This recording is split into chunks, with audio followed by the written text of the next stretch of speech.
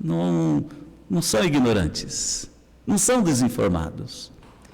Cristãos que sabem que precisam servir mais e melhor a Deus, mas não sabem como. Ou se sabem, ainda não conseguiram dinamizar, ainda não conseguiram dar forma, ainda não conseguiram realizar. É uma pena que isso ocorra, porque enquanto o irmão não decide, enquanto o irmão não faz o que precisa ser feito, o que está para ser feito fica sem ser feito. Isso não é apenas um jogo de palavras, é a realidade. Por isso a Bíblia diz para nós, de uma maneira muito simples e objetiva: tudo que vierdes às mãos para fazer, fazei-o para o Senhor. A obra do Senhor, o serviço do Senhor, a obra divina, é algo que Deus deixou em nossas mãos, sobre nossas responsabilidades. Por isso a Bíblia chega a perguntar: quem irá? Se não for enviado, e se não for enviado, quem fará a obra? O texto aqui, o versículo, ele nos fala especificamente sobre esse assunto, mostrando que o cristão deve colocar-se inteiramente à disposição de Deus. É isso que significa esta frase que aparentemente parece-nos sem sentido: cingir o vosso entendimento. O que é cingir o vosso entendimento, se não dar dinamismo àquilo que você compreende? É você ter uma atitude, é você tomar sobre si a sua responsabilidade e fazer o que precisa ser feito, porque você entende que precisa ser feito. Comece, faça algo, atenda ao chamado, arregace as mangas, faça aquilo que Deus está te pedindo para ser feito. O profeta Isaías, lá no capítulo 6, versículo de 8 a 9, ele simplesmente chega a dizer assim: eis-me aqui, envia-me a mim. Ainda que Isaías tivesse as suas, vamos supor, as suas limitações, ou que Isaías fosse uma pessoa super preparada, Isaías é uma pessoa que diante de Deus ele diz com todo o seu entendimento. Ele não diz de uma maneira assim inocente, ingenuamente. Ele diz: eis-me aqui, envia-me a mim. Eis-me aqui. E esta fala do coração, dos lábios do profeta, nos mostra que ele faz uma entrega completa, de total confiança, com a sua disposição, se apresentando diante do Senhor, para fazer o que Deus estava chamando para ser realizado. O apóstolo Paulo também, no texto de Romanos 12, de 1 a 2, o apóstolo, assim como Pedro, que nós podemos aproveitar lendo todo o contexto do versículo 13 do capítulo 1, Paulo, a exemplo de Pedro, ele vem enfatizar que a consagração de um cristão é possuir esse entendimento acerca da sua vida cristã. Sem esse entendimento, é difícil.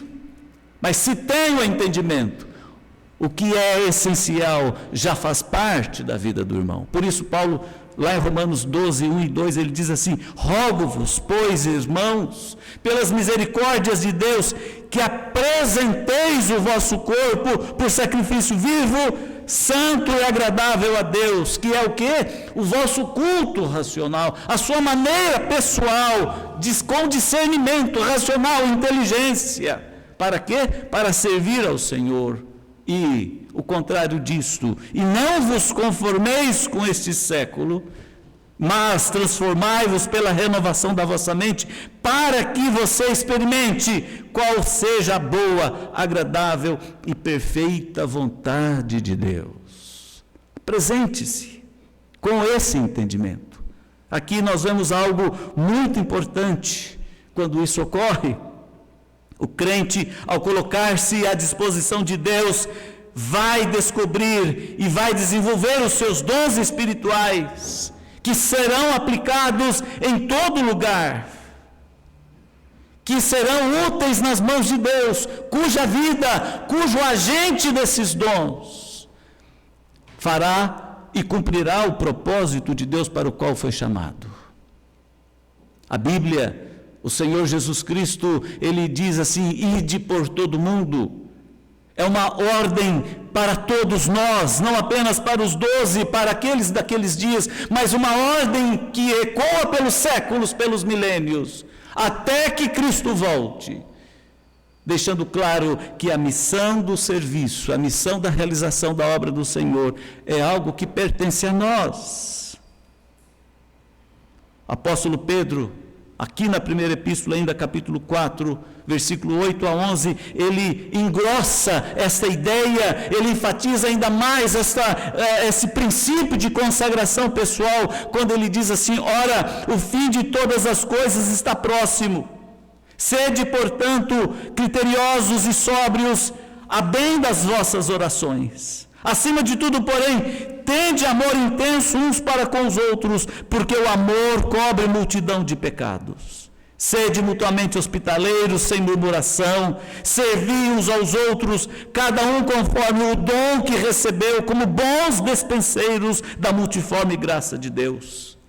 Se alguém fale de acordo com os oráculos de Deus. Se alguém serve, faça-o na força que Deus supre, para que em todas as coisas seja Deus glorificado por meio de Jesus Cristo, a quem pertence a glória e o domínio pelos séculos dos séculos. Amém. E ainda vale lembrar, meus irmãos, que a importância dos dons, nesses casos, é edificar, e isso significa construir. Por isso, ao tocar nesse assunto a respeito da consciência cristã, do crente que sabe que precisa servir mais e melhor, mas ainda não faz, eu faço algumas perguntas provocativas. Primeiro, como e quando devemos cuidar para edificar as pessoas? Quando? Quando chamado para o ministério, algo que me tocou profundamente a consciência e mostrou-me o quanto eu precisava estar à disposição de Deus para servi-lo. Ainda era jovenzinho, ainda tinha uns 17 anos. É a mensagem do profeta quando ele fala a respeito do sangue do irmão que perece. E nós nos omitimos em apresentar-lhe a mensagem da salvação. Aquele que morre na sua perdição, o seu sangue clamará. O seu sangue clamará. Isso quer dizer, a resposta a esta pergunta sobre quando, esse quando é agora. Porque amanhã essa pessoa que está ao seu lado poderá não estar mais. Partiu, morreu, mudou-se, foi embora. E você já não terá mais alcance. Ele já não te ouvirá mais. Você já não o terá mais por perto. A oportunidade passou. Por isso a pergunta provocativa inicial é esta: como e quando devemos cuidar para edificar? Quando? É agora. A segunda pergunta, quanto aos nossos relacionamentos que estamos tendo, esses relacionamentos, eles estão sendo instrumentos nas mãos de Deus para salvar? Ou esses relacionamentos estão sendo instrumentos do maligno para detonar, para destruir? Você deve ter alguma pessoa que convive contigo que não seja fácil. Olha, esposa não pode, viu? Nem marido também. Você escolheu porque você quis. Você quis casar com ela, você quis casar com ele. É escolha. Embora você tenha que ser bênção para o seu marido, você tem que ser bênção para a sua esposa. Assim como ambos têm que ser bênção para os filhos. Mas aquelas pessoas do trabalho, da escola, do convívio, do dia a dia, tem pessoas que são difíceis, não tem? E o que você faz com essas pessoas difíceis? Empurra? Deixa para lá? Ignora? Meus queridos, relacionamentos que Deus nos dá o privilégio de desenvolvermos são formas mais eficazes muitas vezes do que as palavras pregadas, de testemunharmos e mostrarmos o amor de Deus para estas pessoas. Spurgeon tem uma frase muito interessante: pregue, se necessário, use palavras. Pregue, se necessário, use palavras. Quer dizer, relacionamentos possibilitam que nós testemunhemos de modo prático. Mostremos o caminho da salvação de modo prático. E a terceira e última pergunta provocativa é esta: a vida que você tem pela frente, o que você vai fazer com ela? A partir de hoje, o que você tem a fazer? O que você fará? Como você fará? Vai ficar sentado em casa? E olha que tem gente hoje que não vem mais ao culto, né? Assiste culto na TV. Perdeu a essência da adoração. Mas não é esse o assunto é a essência do servir a Deus, de estar à disposição de Deus, de atender o chamado de Deus. Você tem uma vida, você tem um tempo, você tem anos pela frente. Quais são os seus planos? Quais são os seus planos? Eu gostaria que, ao sair daqui hoje, você pudesse repensar os seus dias, meu irmão, minha irmã, e repensar o restante da sua vida e dissesse algo para Deus a respeito da compreensão que você tenha sobre servi-lo. Que você pudesse refletir sobre esses exemplos citados aqui de Paulo, de Pedro, de Isaías. E entendesse que você precisa fazer algo atendendo ao chamado de Deus, porque a vida cristã e o serviço ao Senhor precisam ser dinâmicos através de nós e no nosso meio, da igreja, no meio da igreja de Cristo. E isso depende de uma construção segura do nosso coração, da nossa mente, e isso depende de um discernimento pessoal.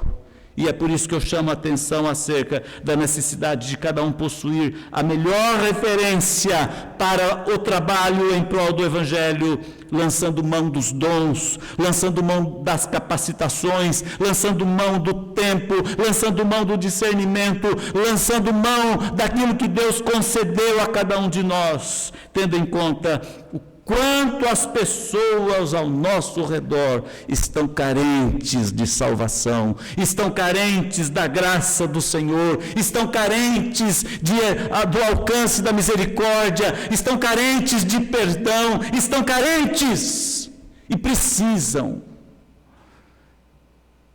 E se calarmos, e se nos omitirmos, nós estamos sonegando a maior e mais importante missão que Deus concedeu a cada um de nós: a missão e a oportunidade de pregar o Evangelho. Eu chamo a atenção na mensagem desta noite a respeito desse assunto. Como você pode, como nós podemos alimentar a mente com o desejo e a consagração de servir ao Senhor? Como? Eu sei que, na maioria dos casos, hoje em dia, nós somos carregados de informações e de instrumentos como se diz, entretenimento. A exemplo disso, eu posso até te perguntar, quanto tempo você gasta na internet? No TikTok? Quanto tempo você gasta no YouTube? Quanto tempo você gasta com os videozinhos? Quanto tempo você gasta com as mensagenzinhas de brincadeira, de piadas? Quanto tempo você gasta nas redes sociais? Quanto tempo você gasta nas séries? Com as séries? Com as maratonas de séries? Quanto tempo você gasta com os entretenimentos que o mundo oferece? E em relação a isto, quanto tempo você gasta nutrindo a sua mente com aquilo que você pode tomar como decisão, cingindo o seu lombo, cingindo a sua mente, cingindo a sua vida para servir ao Senhor? Quanto tempo? Por isso, como alimentar a mente com a consagração do serviço ao Senhor? Como? Em primeiro lugar, a Bíblia nos ensina a tomarmos cuidado e guardar nossos corações. A Bíblia nos ensina a tomarmos cuidado e guardar os nossos corações. É interessante que o pressuposto bíblico é que o jovem, muitas vezes ele é muito atraído pelas seduções do mundo. O jovem ele é muito atraído pela sedução da carne, pela concupiscência dos olhos. O jovem é muito atraído para as distrações, para os prazeres terrenos e mundanos. Assim como a Bíblia, ela pressupõe que o homem maduro, a mulher madura, sabe e tem melhor discernimento das coisas. Mas no mundo em que nós vivemos, tanto o jovem quanto o adulto, nem sempre toma o cuidado necessário com o seu coração. Sobre tudo que deve guardar, diz a Bíblia, guarde o teu coração.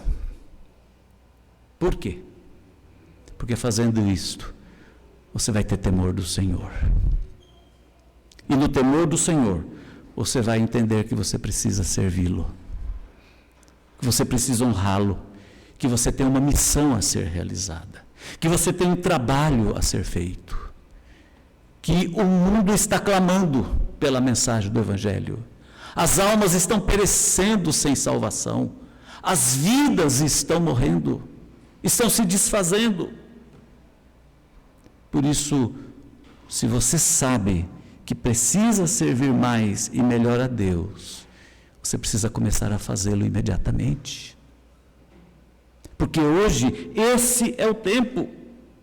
Isso todos nós somos duros na queda, muitas vezes resistimos, oferecendo resistência no campo das ideias.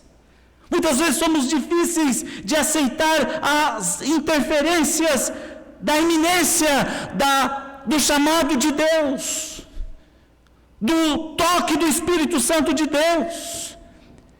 E muitas vezes prevalecem as nossas vontades no comodismo, na inoperosidade, na falta de ação. Porque o nosso coração está aberto para tudo, menos para servir o reino. Acolhemos tantas coisas, agasalhamos tantas ideias, absorvemos tantos comportamentos e atitudes, nos preocupando em alegrar apenas o coração com futilidades e com distrações. E é nesse sentido que o apóstolo Pedro diz aqui no versículo 13: por isso, cingindo o vosso entendimento, sede sóbrios, ou seja, tem equilíbrio. Espere pela graça de Deus que foi trazida a você e haja. Atue na revelação de Jesus Cristo como filhos obedientes e não vos amoldeis às paixões que tinhas anteriormente na vossa ignorância. Pelo contrário, segundo é santo aquele que vos chamou, tornai-vos santos também vós mesmos em todo o vosso procedimento, porque está escrito: sede santos, porque eu sou santo. Meu irmão, guarde o seu coração para servir ao Senhor. Alimente o seu coração para servir ao Senhor. Eu não sei se lhe pesa no ombro, não sei se lhe pesa na mente o que o profeta Isaías diz: eis-me aqui, envia-me a mim. Você seria capaz, meu irmão, minha irmã, de dizer isso de corpo e alma com toda a sinceridade? Hoje, diante de Deus, envia-me a mim, usa-me. Eu só sei uma coisa: isso não pode ser apenas dito, isso não pode ser apenas cantado, como o coral canta um belo hino com esta frase. Isso não pode ser apenas entoado nos nossos louvores, mas isso precisa ser fato. Quando guardamos o nosso coração para servir ao Senhor. Ah, como nós perdemos tempo, queridos. E esta é a segunda questão. Como nós perdemos tempo deixando de guardar o coração e alimentando o nosso coração com aquilo que nada tem a ver com o serviço do Senhor. Corremos atrás do vento nos dizeres bíblicos. Alimentamos nossas vaidades, muitas vezes equivocadamente colocados como sonhos. Eu ouço tantas vezes pessoas dizerem: meu sonho, e aí fala: meu sonho é ter um super carro, meu sonho é conhecer os Estados Unidos, meu sonho é conhecer a Europa, meu sonho é uma casa na praia, meu sonho. E alimenta o seu coração com aquilo que talvez nunca seja alcançado, porque é caro tudo isto. E haja dólar, haja euro, haja real, haja trabalho, haja luta. E o tempo passa e as nossas energias vão sendo consumidas, e nós vamos sendo marcados por corridas atrás do ouro, atrás da vaidade, através de sonhos carnais, sonhos terrenos, tão somente. Sendo que, em primeiro lugar, devemos buscar o reino de Deus e a sua justiça. Ah, meu irmão, quero te dizer uma coisa que eu já vivi tempo suficiente para poder dizer com experiência própria. Se Deus não abrir portas, nenhum sonho desses será realizado.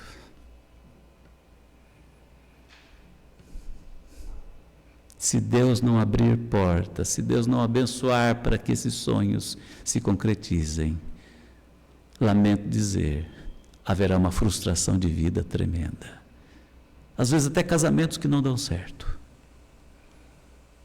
Porque falta a prioridade, a primícia, falta a consagração, falta o discernimento posto em prática. Eu sei que eu preciso servir mais e melhor a Deus, mas o que eu sei eu não executo porque eu estou ocupado buscando outras coisas. E eu quero te dizer com toda a dureza bíblica, as coisas não serão acrescentadas porque não buscou o reino de Deus em primeiro lugar. Sirva ao Senhor, disponha-se nas mãos do Senhor, obedeça ao Senhor, consagre-se ao Senhor, e você verá que Deus acrescentará bênçãos sobre bênçãos na sua vida. E é por isso que eu coloquei na leitura introdutória do culto, na liturgia do culto hoje: buscai ao Senhor enquanto se pode achar. É por isso que eu disse: tirai prova do Senhor e veja o quanto Ele é bom. Por isso que a ênfase da liturgia é esta, centrada nessa ideia, para a aproveitarmos e usufruirmos das bênçãos ou da companhia, das promessas do Senhor sobre nossas vidas. Promessas que se cumprem quando nós resistimos ao mal, quando nós resistimos o mundo e a carne e oferecemos-nos a Deus em sacrifício vivo, santo e agradável ao seu serviço. Meus irmãos, às vezes eu fico triste com a igreja. Já fiquei mais, hoje eu aprendi. Acho que o couro vai ficando duro, viu, Wesley? O couro vai ficando resistente. O quanto pouca gente faz muito, enquanto muita gente não faz nada.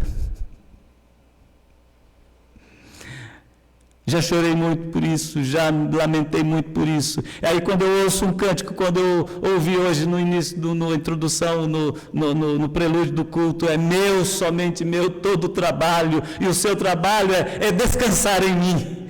Eu vejo a biblicidade, eu vejo a teologia daquilo que significa ser usado por Deus, que me envolve a mim e envolve a você.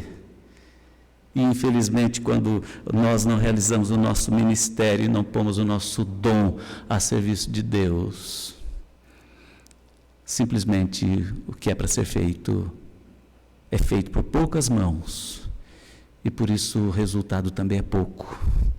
Enquanto que a igreja toda, todo o povo de Deus foi chamado, todos foram convocados, para que todos possam fazer o máximo possível, para que o resultado também seja grande. A palavra, a ênfase ou significado, traduzindo para uma forma bem popular, cingir o entendimento, em outra citação bíblica, cingir o lombo, significa pura e simplesmente o seguinte: saia do seu repouso, saia do seu comodismo, ponha em prática o que está na sua mente, o que você conhece, o que você sabe sobre servir, o que você sabe sobre missão, o que você sabe sobre ministério. Ponha em prática. Regace as mangas. Tire o que está te impedindo do meio. Tire o paletó, regace as mangas da camisa. Tenha uma roupa mais confortável pela qual você possa se movimentar melhor para fazer. Esse é cingir os lombos. Com frio a gente fica encarangadinho, né? Fica todo encolhido. A gente põe mais casaco possível para aquecer o corpo. Isso prende, né? Isso amarra a gente. Eu vejo a cena bíblica de Davi tendo uma guerra com Golias pela frente, e quando tentam vesti-lo com aquela armadura de aço, com aquela espada gigantesca pelo tamanho dele, e ele tenta se mover e não consegue, e ele fala assim: não, tira isso de mim, eu preciso ficar livre, eu nem aguento o peso dessa espada, deixa eu usar a arma que eu tenho. Olha o entendimento de Davi, olha Davi cingindo a sua mente. E ele então pega a sua funda com suas pedrinhas e ele vai com aquela dependência de Deus, com aquela consciência que ele tem. E ele ainda declara assim: olha, você vem diante de mim com espada, com escudos, com armaduras, e eu vou te enfrentar em nome do Senhor dos Exércitos. E com o que ele tem nas mãos, ele vence a batalha. Cinja o teu entendimento, meu irmão. Alimente seu coração, portanto, com aquilo que você possa realmente fazer para servir mais e melhor ao Senhor. Eu concluo esta mensagem pegando uma outra pequena fala aqui do texto: sede sóbrios. Se eu comecei com a ênfase acerca do cingir o entendimento, então agora eu quero terminar com a ênfase: seja sóbrio. A preocupação de Pedro aqui, meus irmãos, é que sejamos sensatos em nosso julgamento, usando tanto a mente quanto o nosso espírito. Por isso, a minha oração é para que o Senhor aguça o seu modo de pensar, Que o Senhor mexa com a forma de você analisar as coisas do reino, a ponto de você poder entender o ponto de vista de Deus, em relação a querer te usar, em relação a querer fazer de você um instrumento em suas mãos, tornando um agente ativo, que venha impactar o meio onde você se encontra. Um agente ativo que venha a alcançar as pessoas nas áreas onde você atua, estando a serviço de Deus, seguindo a orientação de Deus, atendendo ao ID do Senhor Jesus Cristo. E assim, então, você possa descobrir, além de saber que precisa servir mais e melhor, que você possa descobrir a forma de executar isto. Por isso, alimente seu coração com aquilo que você pode fazer para o Senhor e que você precisa e deve fazer. Não fuja disto. Não deixe para depois. O mundo está precisando de gente como você, atuante. Não omisso. Não indiferente. Não apático. O mundo precisa da igreja. O mundo precisa que os servos de Deus cumpram as suas missões. Que o Senhor Deus nos abençoe a todos. Que a palavra de Deus, o serviço do Senhor, o exemplo da missão Kaiowá mostrado aqui no sábado, no domingo pela manhã, além de você ter visto aquilo e ter dito, nossa, pai, eu não sabia que a igreja presbiteriana tem algo tão gigantesco, tão intenso daquele modo, eu não sabia. Pois é, agora você sabe. E aquilo acontece, porque tem gente que faz. Mas aquilo é só uma missão Kaiowá. Aqui na cidade tem dezenas de missões. Tem centenas de pessoas que você pode alcançar. E se Deus te chamar para ir para a missão Kaiowá, se Deus te chamar para ir para um campo missionário lá distante, se Deus te chamar para você ir para fora do país, que você tenha o seu coração alimentado com a simples mensagem do entendimento e do desprendimento para ser usado, para ser um servo, para ser uma serva. Então que você possa dizer com todo o coração, eis-me aqui, envia-me a mim, usa-me, eis-me aqui. Hoje, o que eu entendo que a igreja está precisando pensar, precisando reavaliar, nesse momento, e é um bom começo, alimentar a mente, alimentar o coração sobre como consagrar-se a serviço de Deus. Vamos orar, vamos baixar nossas cabeças. Senhor Deus,